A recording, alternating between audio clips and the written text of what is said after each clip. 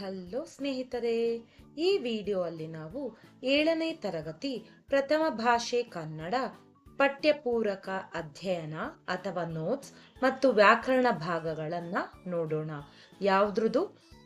ಪದ್ಯ 1 ಹುತ್ತರಿ ಹಾಡು. ಕವಿ ಪಂಜೆ ಮಂಗೇಶ ರಾವ್ ಇವರು ಬರೆದಿರುವ ಹುತ್ತರಿ ಹಾಡು ಪದ್ಯದ ವ್ಯಾಕರಣ ಭಾಗ ನೋಟ್ಸ್, ಕಂಪ್ಲೀಟ್ ನೋಟ್ಸ್ ಅನ್ನ ನೋಡೋಣ. ಮೊದಲನೇದಾಗಿ ಕವಿ ಪರಿಚಯ. ಕವಿ ಪಂಜೆ ಮಂಗೇಶ ರಾವ್. ಕಾವ್ಯನಾಮ ಕವಿ ಶಿಷ್ಯ. ಜನನ ಹಾಗೂ ಸ್ಥಳ 1874, ದಕ್ಷಿಣ ಕನ್ನಡ ಜಿಲ್ಲೆಯ ಬಂಟ್ವಾಳ.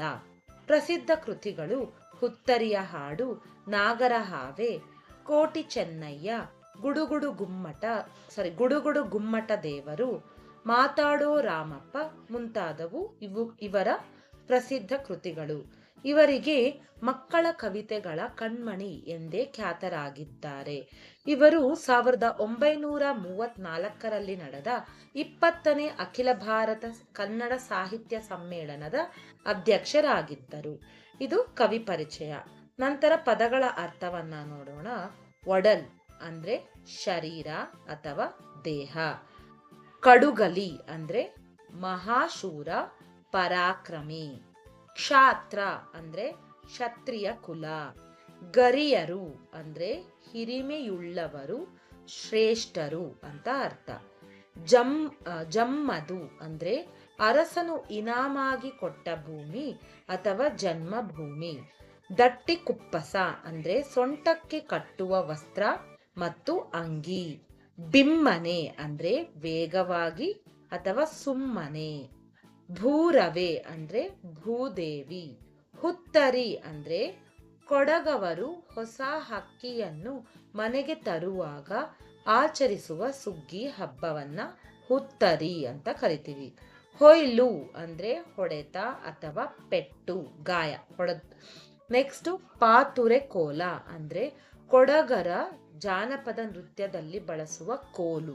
ಇದು ಒಂದು ರೀತಿಯ ನೃತ್ಯದ ಕೋಲು, ಪಾತರೆ ಕೋಲ ಅನ್ನೋದು. ನೆಕ್ಸ್ಟ್ ಅಭ್ಯಾಸ ಪ್ರಶ್ನೋತ್ತರಗಳು. ಕೆಳಗಿನ ಪ್ರಶ್ನೆಗಳಿಗೆ ಒಂದು ವಾಕ್ಯದಲ್ಲಿ ಉತ್ತರಿಸಿ. ಕಾವೇರಿಯು ಹೇಗೆ ಹೊಳೆಯುತ್ತಾಳೆ? ಕಾವೇರಿಯು ಆಕಾಶದ ಮಿಂಚಿನಂತೆ ಹೊಳೆಯುತ್ತಾಳೆ. ಸೋಲು ಸವಾರಿಯಾದವರು ಯಾರು?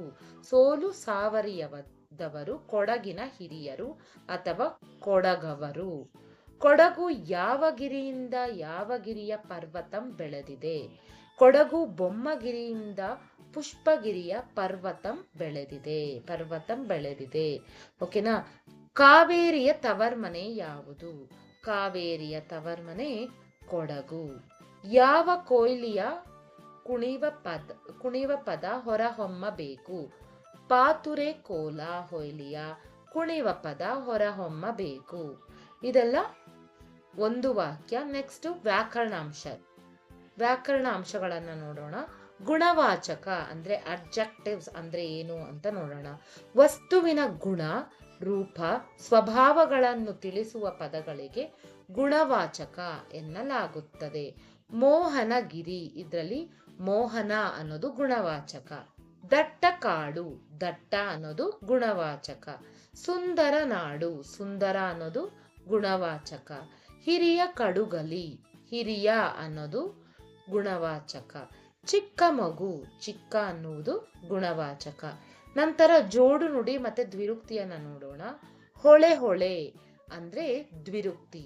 ಯಾಕೆ ಅದು ದ್ವಿರುಕ್ತಿ? ವಿಶೇಷ ಅರ್ಥದಲ್ಲಿ ಒಂದೇ ಪದ 2 ಬಾರಿ ಬಂದಿದ್ರೆ ಅದು ದ್ವಿರುಕ್ತಿ. ಕಳೆ ಅದು ದ್ವಿರುಕ್ತಿ. ಸೇಮ್ ಉತ್ಸಾಹ ತಿಳಿಸಲು ಎರಡು ಪದ ಒಂದೇ ಪದ 2 ಬಾರಿ ಬಂದರೆ ಅದನ್ನ ದ್ವಿರುಕ್ತಿ ಅಂತ ಕರಿತೀವಿ. ಇಷ್ಟಮಿಷ್ಟ ಅದು ಜೋಡು ನುಡಿ. 2 ಸಮಾನಾರ್ಥಕ ಅಥವಾ ಜೋಡು ಪದ ಸೇರಿದೆ ಇದರಲ್ಲಿ. ಓಕೆನಾ? ನೆಕ್ಸ್ಟ್ ನಾಡು ಬೀಡು ಅನ್ನೋದು ಜೋಡು ನುಡಿ. ಯಾಕಂದ್ರೆ ನಾಡು ಮತ್ತೆ ಬೀಡು ಎರಡೂ ಸೇರಿ ಜೋಡಿ ಪದ ಆಗಿದೆ, ಆದ್ದರಿಂದ ಅದು ಜೋಡು ನುಡಿ. ಬಿಮ್ಮನೆ ಅನ್ನೋದು ಅನುಕರಣಾವ್ಯಯ. ಧ್ವನಿ ಅಥವಾ ರೀತಿಯ ಅನುಕರಣೆಯನ್ನು ಸೂಚಿಸುತ್ತದೆ ಬಿಮ್ಮನೆ ಅನ್ನೋದು. ಪ್ರಾಸಪದ, ಪದ್ಯದ ಪ್ರಾಸಪದವನ್ನ ನೋಡೋಣ. ಬಂದಳು, ನಿಂದಳು, ಹೊಳೆವಳು, ಕಳೆವಳು. ಲಾಸ್ಟಲ್ಲಿ ಲೋಳು ಅಂತ ಇದೆ ನೋಡಿ, ಎಲ್ಲ ಪ್ರಾಸಪದ. ನೋಡಲ, ನಾಡಲ, ಬೀಡಲ. ನೆಕ್ಸ್ಟ್ ಒನ್ ಹೇಳಿರಿ, ಗೇಳಿರಿ. ಹೊಮ್ಮಲಿ, ನಮ್ಮಲಿ. ತಾಳಲಿ, ತೋಳಲಿ, ಬಾಳಲಿ. ಓಕೆನಾ, ಇವೆಲ್ಲ ಪ್ರಾಸಪದಗಳು. ನೆಕ್ಸ್ಟ್ ವಿಭಕ್ತಿ ಪ್ರತ್ಯಯವನ್ನ ನೋಡೋಣ. ಕಾವೇರಿಯು, ಯು ಊ ಅನ್ನೋದು ವಿಭಕ್ತಿ ಪ್ರತ್ಯಯ. ಯಾವ ವಿಭಕ್ತಿ? ಪ್ರಥಮ ವಿಭಕ್ತಿ. ನೆಲವನು, ಅನ್ನು, ಅನ್ನು ಅನ್ನೋದು ದ್ವಿತೀಯ ವಿಭಕ್ತಿ. ರೂಪಿನಿಂದಲಿ, ಇಂದ, ತೃತೀಯ ವಿಭಕ್ತಿ. ನಾಡಿಗೆ, ಗೆ, ಕೆ, ಇಗೆ, ಅಕ್ಕೆ, ಇವೆಲ್ಲ ಬಂದ್ರೆ ಚತುರ್ಥಿ ವಿಭಕ್ತಿ. ಮುಗಿಲಲಿ, ಅಲ್ಲಿ, ಸಪ್ತಮಿ ವಿಭಕ್ತಿ. ಈ ಪದ್ಯದಲ್ಲಿ ಬಂದಿರುವ ವಿಭಕ್ತಿ ಪ್ರತ್ಯಯಗಳಿವೆಲ್ಲ. ಈ ವಿಡಿಯೋ ನಿಮಗೆ ಇಷ್ಟವಾದಲ್ಲಿ ನಮ್ಮ ಚಾನಲ್ನ ಲೈಕ್ ಮಾಡಿ, ಮತ್ತು ಶೇರ್ ಮಾಡಿ, ಸಬ್ಸ್ಕ್ರೈಬ್ ಮಾಡಿ.